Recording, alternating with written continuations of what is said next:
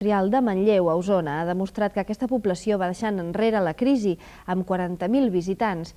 Una de les activitats amb més èxit de la fira ha estat la mostra en què els restaurants de la zona oferien cada dia un plat que els visitants podien degustar. Unes 40.000 persones han passat aquest cap de setmana per la Fira de Reis de Manlleu, a Osona, que ahir va tancar les seves portes. Hi han estat representats 115 expositors comercials, industrials i ramaders.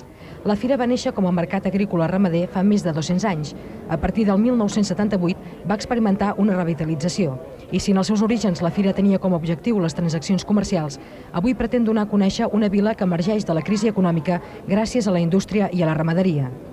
En aquests moments la fira té una altra dimensió, unes altres expectatives, però que hi ha una cosa que es considera com la quintessència del que és la fira, i és el port, o sigui, l'estudi aprofundit que es fa del port.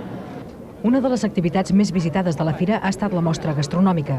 2 restaurants de la comarca han ofert diàriament un plat que la majoria de visitants han pogut degustar. La Fira de Reis de Manlleu és la primera trobada festiva anual de la comarca d'Osona i al seu voltant se celebren diverses activitats complementàries, com l'exhibició de gossos que va tenir lloc ahir al matí. I aquí acaba el Telenotícies Catalunya d'avui. Ara els deixem amb el temps, l'agenda i l'espai al medi ambient.